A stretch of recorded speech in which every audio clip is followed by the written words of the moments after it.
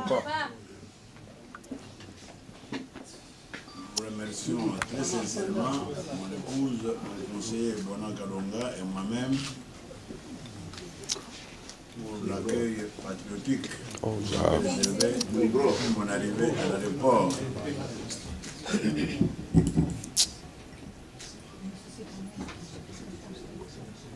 Cet accueil chaleureux, comme celui que je reçois dans toutes les capitales de l'extérieur, comme à l'intérieur du pays, montre que le peuple congolais a atteint sa maturité. C'est pour cela, au lieu que ce soit la fameuse communauté internationale qui vient lui imposer qui il veut, d'où qu'il vienne, c'est le peuple congolais cette fois-ci qui va librement choisir son dirigeant.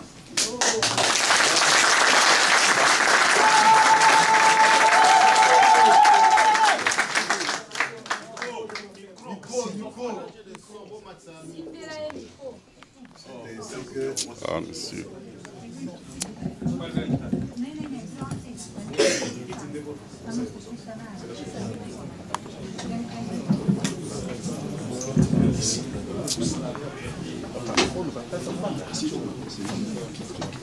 C'est ainsi que vous m'avez entendu parcourir beaucoup de capitales du monde occidental,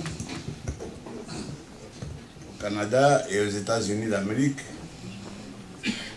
D'abord, c'était pour rencontrer les fameux décideurs internationaux, pour leur faire comprendre ce que je viens de vous dire. On s'est moqué du Congo en 2006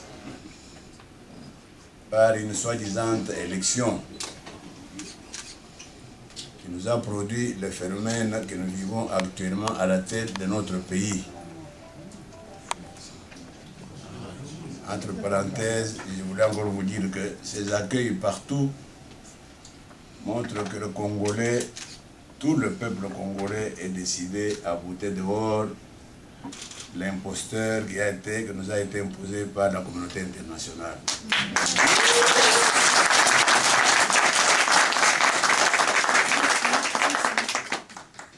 Je dois vous dire que partout, j'ai trouvé un accueil très positif. Parce que tout ce monde-là a suivi certainement les performances de leur poussin à Kinshasa, au Congo. Et tout le monde brosse un tableau très sombre de ces 5 années que le Congo a connu encore plus de régression qu'avant. Mais l'important pour nous, c'est quoi? Et je dis toujours que la démocratie, chez nous, c'est la cogestion du Congo par les Congolais. Pour cela, il faudra quand même quelques vertus, quelques qualités. Tout le monde se souviendra encore longtemps des misères que notre peuple a connues depuis 51 ans et qu'il continue à connaître actuellement. Tout cela doit nous inciter à une chose d'abord principale. Cela doit nous inciter à l'amour. L'amour du Congo et l'amour du Congolais. Nous ne construirons le Congo de demain que par ce mot-là, amour. Vous savez ce que nous avons connu chez nous, des tueries, des assassinats, des viols, tout ce qu'on peut amasser comme mal dans un pays. Tout cela, nous devons nous inquiéter que surtout notre jeunesse n'est que cela à retenir comme modèle de vie. Voilà pourquoi, si nous tenons à un avenir brillant, nous devons fournir cet effort-là. Que chacun, dans sa conscience, fournisse cet effort d'aimer le Congo et d'aimer les Congolais. Pour cela, dès janvier 2012, chaque Congolais doit avoir un carnet de notes où chaque matin, il s'engage devant sa conscience à faire du bien dans la journée pour que le Congo aille de l'avant. Il souligne des actions positives qu'il doit prendre dans la journée et s'engage à les respecter. À la fin de la journée, il consulte son calepin, examine point par point qu'est-ce qu'il a fait de positif dans la journée et qu'est-ce qu'il a fait de négatif. Et s'engage pour le lendemain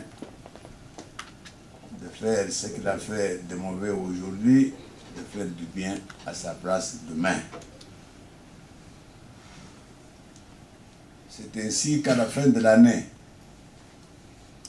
au moment où le gouvernement va faire le bilan de sa gestion du pays, chaque Congolaise et chaque Congolais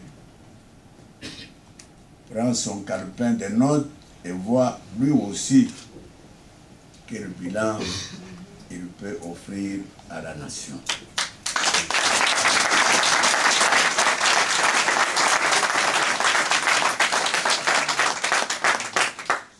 C'est ainsi que nous disons que demain, le Congo sera géré par les Congolais. Ce n'est pas par le gouvernement, par les Congolais.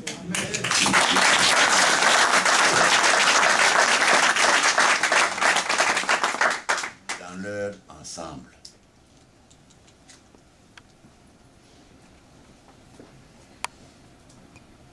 Vous savez que dans quelques mois, nous allons aux élections. Vous devez avoir appris comment les imposteurs qui sont chez nous s'organisent de gagner ces élections par tricherie. Nous avons deux stratégies pour réduire ces mensonges au minimum. Première stratégie, en comptant d'abord sur nous-mêmes. Le Congo ne sera sauvé que par les Congolais.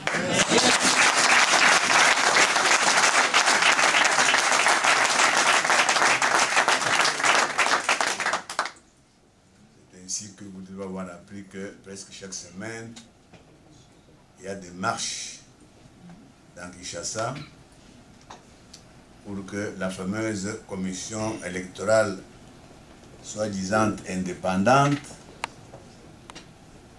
le soit réellement par la force du peuple congolais. La deuxième stratégie, c'est celle que j'ai prise sur moi-même quand je fais le tour du monde, pour toujours expliquer à tous ces gouvernements qui ont profité du Congo depuis 51 ans, pour leur expliquer qu'il est temps, vous vous êtes enrichis sur le dos du Congo, il est temps que vous laissiez les Congolais eux aussi s'enrichir sur le dos de leur pays.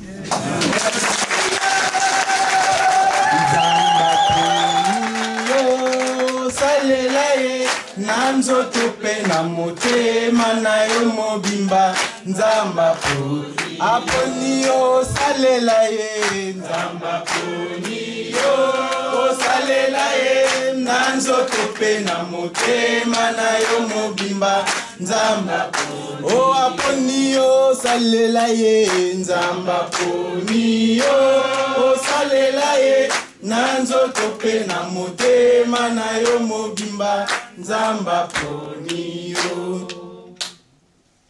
Nous savons que à cause du régime répressif, les différents régimes répressifs qui nous torturent depuis 51 ans, il n'est pas reconnu le droit de vote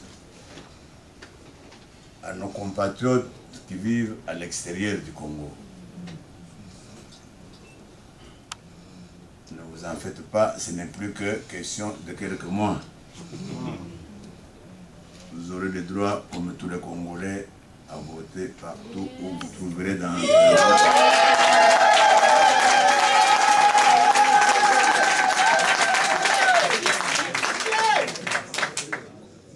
Mais vous avez un moyen de voter efficacement.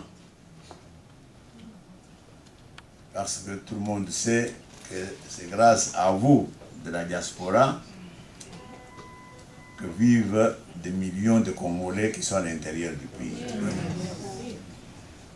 Et tous ces gens vous doivent certainement une dette morale pour tout ce que vous avez fait pour eux et que vous continuerez à faire tout le temps que vous êtes encore à l'extérieur. Nous croyons que si vous leur donnez des injonctions pour voter utile, voter Congo, oubliez des billets de dollars, nous croyons qu'ils vont vous obéir. C'est ainsi que nous allons renforcer la victoire qui est déjà certaine avec votre contribution.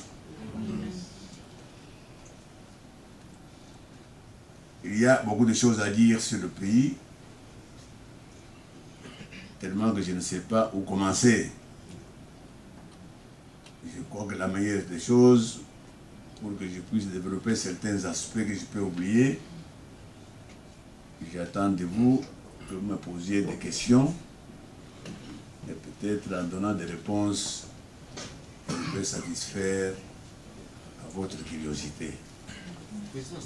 Encore une fois, je vous remercie pour l'accueil et je suis à votre disposition.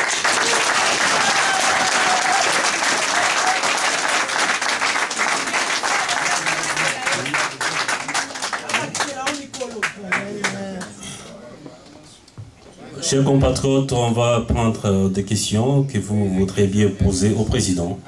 Ces questions-réponses.